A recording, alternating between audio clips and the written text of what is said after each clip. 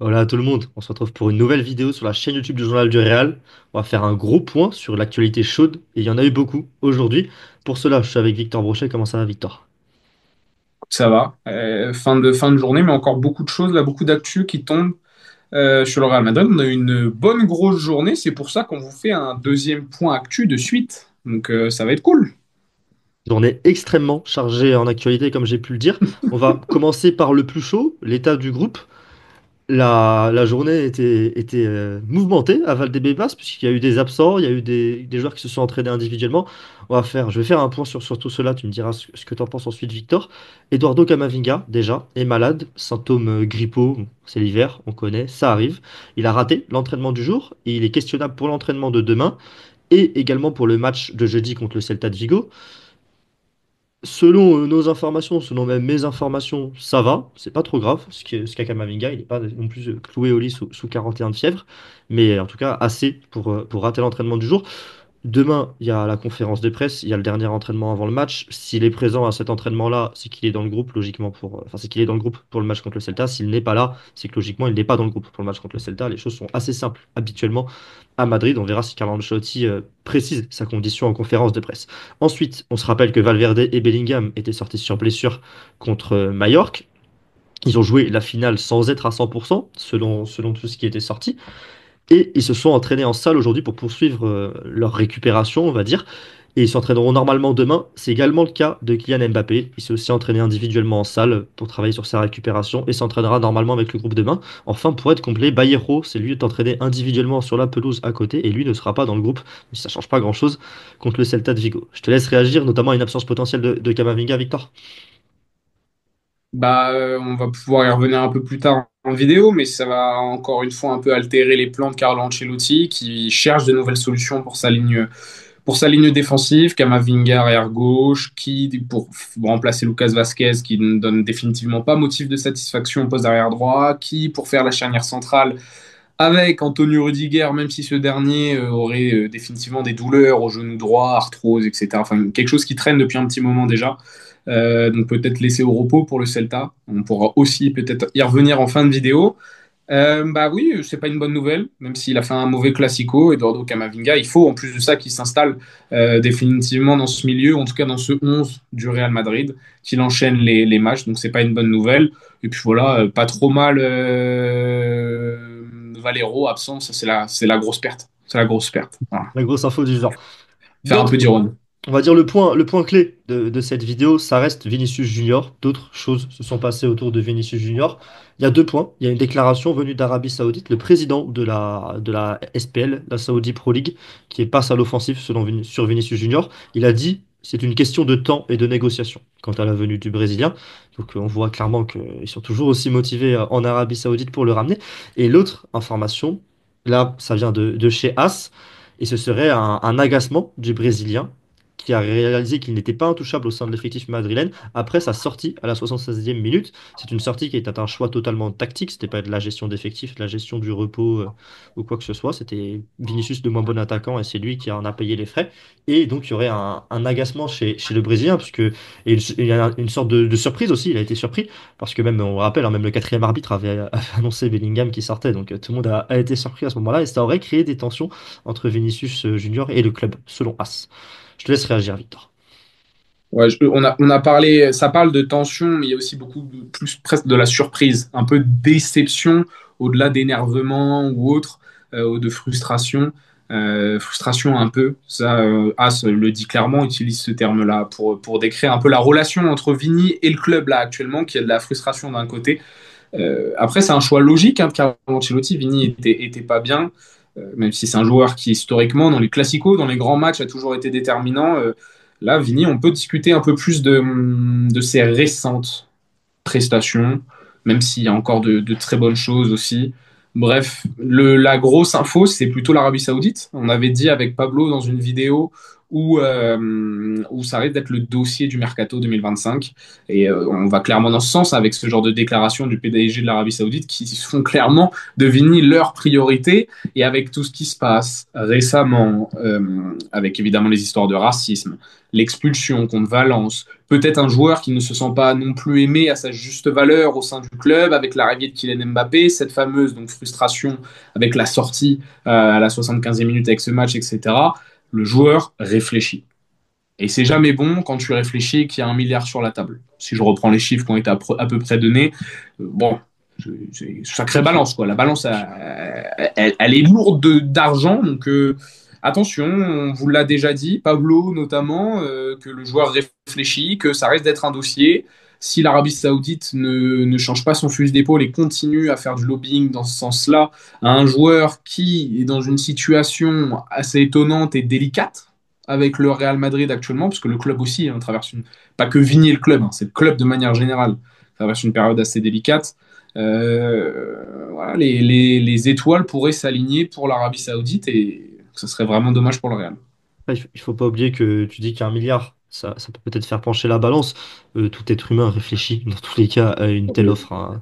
C'est une offre qui ne change pas seulement ta vie, c'est une offre qui peut te permettre d'en changer beaucoup. Et on sait que c'est aussi l'objectif de Vinicius Junior. Et il y a cette considération-là pour cette offre, évidemment pour son bien-être personnel d'avoir autant d'argent, mais également pour tous les combats qu'il mène. Et ça, pour le coup, je sais je sais de moi-même, selon mes informations, qu'il est sensible également à ça, évidemment au combat qu'il mène, à essayer de faire le maximum en fonction, par rapport à sa position et par rapport aussi du coup à son poids financier. Et une telle somme, même si c'est pas l'argent le plus propre du monde, celui qui arrive d'Arabie Saoudite, pourrait lui permettre de changer les choses peut-être à une échelle dont il ne pourra jamais, en tout cas d'un point de vue financier, en restant en Europe. Il y a un dernier point quand même, parce qu'on parle, il est surpris de ne plus être intouchable au Real Madrid. Je pense que Vinicius est intouchable. Que sa sortie, j'espère qu'il a pris aussi recul lui-même de sa prestation, du recul sur sa prestation et qu'il peut comprendre le choix de Carlo Ancelotti. Vinicius, il est intouchable. Il va jouer tous les matchs cette saison. Il y a pas de questionnement. Par contre, il y a de la qualité, entre guillemets, sur le banc de touche. On va parler d'une autre info, mais peut-être que Carlo y réfléchit aussi à peut-être changer deux, trois petites animations offensives, à trouver des solutions à ces problèmes-là. Vinicius, il va pas être le principal concerné par ces changements. Il reste intouchable au Real. Il y a de la frustration parce qu'il y a une énième humiliation dans le Classico. Il y a un match sans de la part de Vini. Voilà, la période n'est pas facile. J'espère que lui arrivera aussi à avoir une sorte d'autocritique sur sa performance. C'est un grand professionnel pour le coup et je pense Ne me fais pas que de ça soucis. va, que ce sera le cas. Je me fais pas de soucis non plus, même s'il n'a pas marqué depuis le 10 décembre. Rappelle-toi, on y était ensemble à Bergame et il n'y a pas de but de Vinicius Junior C'est vrai. depuis. Un mois, hein, plus d'un mois. Ça fait plus d'un mois, oui, ça fait plus d'un mois, même s'il y a eu une trêve de Noël. Ça fait quand même quelques C'est vrai. matchs, hein, sans but pour Vinicius Junior. Donc on espère évidemment que ça reviendra dès le prochain contre le Celta de Vigo, puisqu'ensuite il y a 2 matchs de suspension en Liga, même s'il y aura Salzbourg entre. Donc En plus, voilà, en plus. Et puis, ça serait bien qu'on ait Mbappé et Vini au top de leur forme et pas que ça soit les sièges, en même temps. les sièges musicales, c'est ça qu'on dit? Que ça Chaise soit pas les musicale. chaises musicales. Les chaises musicales, pardon, avec l'un qui est au top, l'autre qui est en galère, etc. Si on peut avoir pour cette deuxième partie de saison les deux offensifs stars, plus Rodrigo qui continue sur la même lancée et Bellingham qui reste l'un des meilleurs joueurs du monde, oh, eh, on devrait relever la tête et on verra bien ce que ça donne après. On passe à la deuxième partie de cette vidéo. Toutes les petites news qui sont sorties aujourd'hui tour à tour, je te laisse commenter ça rapidement à chaque fois, Victor. Mendy, Ferland Mendy, selon Marca, Carlo Ancelotti pense à lui pour jouer arrière droit, ce qui du coup forcerait un positionnement soit de Camavinga en tant qu'arrière gauche, soit en tant que Fran Garcia de l'autre côté, pour pallier au manquement défensif, on va dire, de Lucas Vasquez. Et Asensio et Aguado sont également dans l'esprit d'Ancelotti, selon Marca, pour trouver une solution à ce poste. En fait, il y a un enseignement à tirer de cette info, c'est qu'il veut définitivement pas perdre Valverde de son milieu de terrain et qu'il est prêt plutôt à sacrifier Kama dans ce rôle-là. Moi, c'est l'information première que je retire parce que Valverde arrière droit, pour moi, c'est la solution parfaite. Mais en même temps, tu te mets une grosse balle dans le pied sur ton milieu de terrain. Je suis d'accord, tu as besoin du profil de Valverde. Donc là, on a vraiment la preuve qu'il considère Valverde indispensable à son milieu, pas Kamavinga, qui lui devrait, à mon avis, finir arrière gauche la saison il y a de grandes chances. Et Ferland Mendy arrière droit, c'est pas une mauvaise idée, sincèrement. Ça te permettrait d'avoir un équilibre. Il reste performant défensivement, défensivement Mendy cette saison, avec deux trois passages à vide, hein, on est d'accord. C'est surtout offensivement qu'il est très frustrant à la relance, tout ça. Mais si tu as un pendant à gauche, Kamavinga, qui lui, on l'a vu, les peu de fois où il a joué arrière gauche, qui te révolutionne l'apport offensif par des appels du jeu sans ballon, rentrer dans l'axe, etc., cette disposition peut être intéressante. Moi, pour le coup, j'étais déjà dit, je suis pas d'accord avec toi là-dessus. Pour moi, Valverde est indispensable au milieu de terrain. Et si je devais voir l'un des deux entre Valverde et Camavinga être repositionné en tant que latéral, pour moi, c'est Camavinga la solution. Parce Mais qu'il est, je suis d'accord, je dis juste que moi, Valverde, s'il joue arrière droit, il deviendrait l'un des meilleurs arrière droits au monde. Mais je suis d'accord que son profil est indispensable au milieu. Je comprends la réflexion de Carlo. c'est- Je pense que quand même, sur certains gros matchs, je préfère avoir Ferland je préfère avoir Federico Valverde que Ferland Mendy arrière droit ou que Lucas Vasquez. Mais bon, après, je suis c'est d'accord, ça. il y a une épine dans le pied au milieu de terrain. Parce que sans doute ta meilleure paire de latéraux, c'est peut-être Valverde et Camavinga. Mais le problème, c'est que bah, si c'est ça ta paire de C'est ça, latéraux, vraiment, bonjour le vraiment. milieu de terrain. Bonjour le milieu de Voilà. terrain. C'est bien malheureux. On enchaîne. Onda Cero, la radio espagnole, a annoncé que Asensio gagne des points pour finir titulaire en défense centrale. Alors, pour l'instant, tranquille. Soufflons, ça peut être couplé également à une information à l'époque comment il s'appelle? De Ramon de Alvarez, si je dis pas de bêtises, le youtubeur sur le Real Comme Madrid, quoi, qui il collabore pourrait jouer arrière notamment droit. avec Radio Marca. Non, il a sorti à l'époque que Rudiger avait des problèmes d'arthrose. C'est ressorti un petit peu aujourd'hui, si je dis pas de bêtises, c'est Marca qui l'a remis un petit peu sur le devant de la C'est scène, ce qu'on a dit, oui. ces soucis de genou de Rudiger. Et donc, ça pourrait être couplé à que ça sorte aujourd'hui. C'est peut-être parce que Rudiger va être mis au repos, donc peut-être une défense à Senso de Tchouaméni, on verra ce que ça donne. Rudiger, en tout cas, joue peut-être un petit peu trop de matchs et sa performance dans le Classico est peut-être aussi un petit peu dû à ça. Donc voilà pour coupler un petit peu ces deux informations. Et puis Asensio voilà, aurait des soutiens internes. Si je te dis les termes exacts, je crois que ce qui est sorti, c'est qu'il y aurait des joueurs en interne, des cadres qui pousseraient pour voir Raúl Asensio titulaire. Euh, on verra. On verra. Ça, Je suis pas son ça, plus grand fan, mais on verra. c'est entre les mains de Carlo Ancelotti en tout cas. Également en défense centrale, c'est le retour de David Alaba. Ancelotti avait coché le match contre Las Palmas le 19. Il va commencer à avoir des minutes selon Marca. On va voir ce que ça donne. Peut-être contre le Celta de Vigo si ça va bien. Sinon, sans doute ce week-end, ce dimanche après-midi contre Las Palmas. Qu'est-ce que t'en penses du coup? Parce que avec qui en défense centrale? Comment t'animerais ça? Après, ça, c'est une question un peu compliquée. Ce que je sais, c'est que la direction le considère comme la recrue hivernale. Voilà. Encore une fois. Faudra voir à quel niveau il revient. C'était déjà pas extraordinaire, je trouve, avant sa blessure, David Alaba. J'espère que physiquement il sera bien et qu'il aura aussi un petit reset mental, peut-être.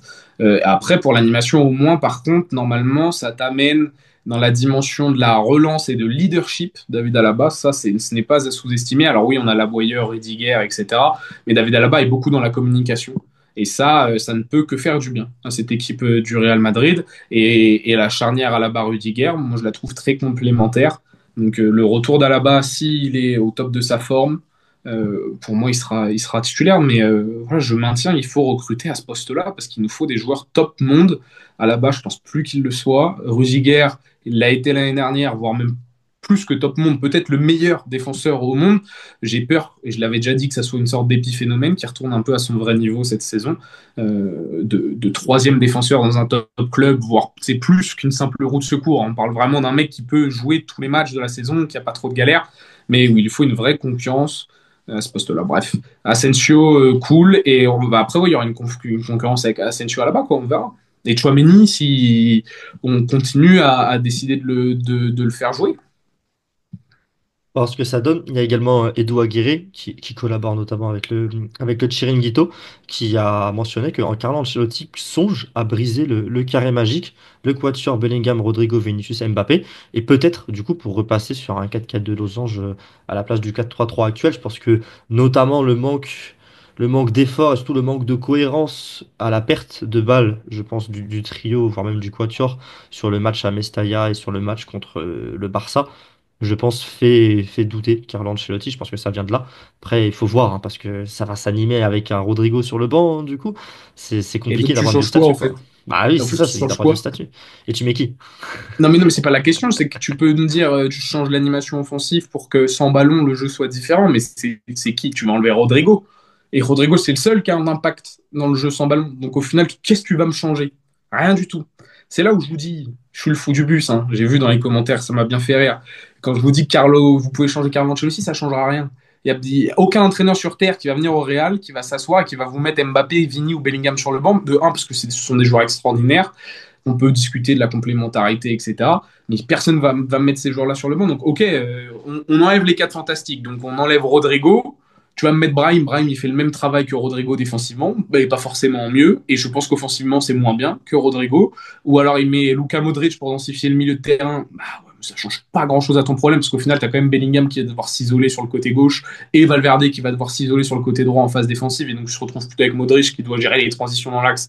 Merci, mais non merci. On a vu Bon, Ceballos avoir du mal à ça aussi d'ailleurs, hein, gérer les voilà. transitions dans Non, l'axe. non, mais tu peux me casser ça, me changer, et essayer plutôt de changer l'animation et de pourquoi pas avoir un parti pris de jouer tout le temps à gauche, de définitivement libérer le couloir droit. Je sais pas, trouver des solutions, mais briser le carré magique, les gars, je vous le dis, ça changera rien parce que c'est Rodrigo qui va sortir. Donc, à moins qu'il m'assoie Bellingham sur le banc, Vini ou Mbappé. Mais il n'y a pas de raison sportive. Excusez-moi, malgré les mauvais résultats, il n'y a aucune raison sportive individuellement de faire s'asseoir les trois, même Rodrigo, hein, ça serait injuste actuellement.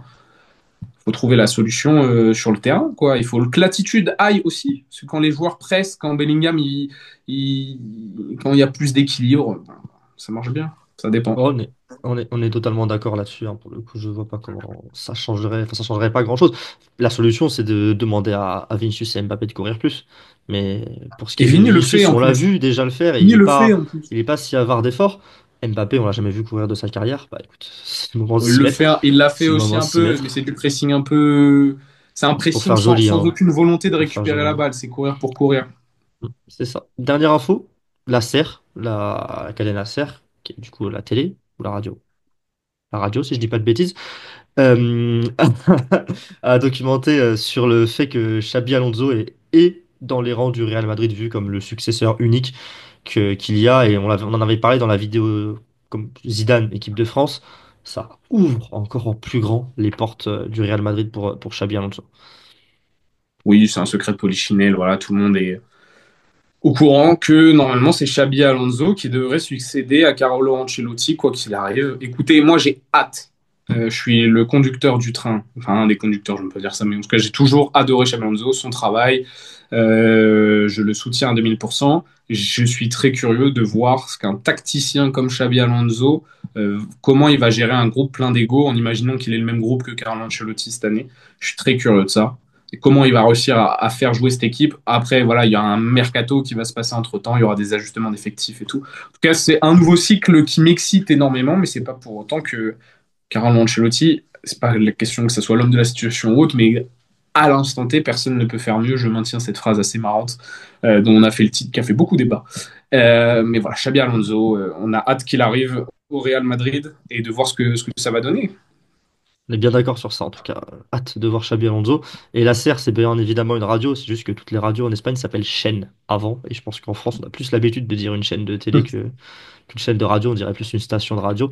Mais en tout cas, c'est bien une radio. Voilà, pour être certain et pour conclure cette vidéo. Merci à toi, Victor, d'avoir été avec moi jusqu'au bout de cette petite vidéo, de ce gros point actu. Merci à vous d'avoir regardé jusqu'à la fin. Dites-nous ce que vous en pensez en commentaire de toutes ces petites actus. Ferland Mendy arrière droit notamment, ça va être intéressant de lire vos avis sur cette idée de Carlo Ancelotti et du staff technique du Real Madrid. Et puis on se retrouve dès demain pour la prévia du match contre le Celta de Vigo avec bah, du coup beaucoup de questions en suspens pour l'instant, avec la présence ou non de Camavinga demain à l'entraînement, et on verra aussi la conférence de presse et la réaction de Carlo Ancelotti qui a dit très peu de choses après la défaite contre le Barça. Là, il y a eu 3 jours qui se sont écoulés et ça promet une conférence de presse croustillante et donc une prévia croustillante. Pour la voir, n'oubliez pas de vous abonner et puis on se retrouve très bientôt sur la chaîne YouTube du Journal du Real. Salut à tous, ciao.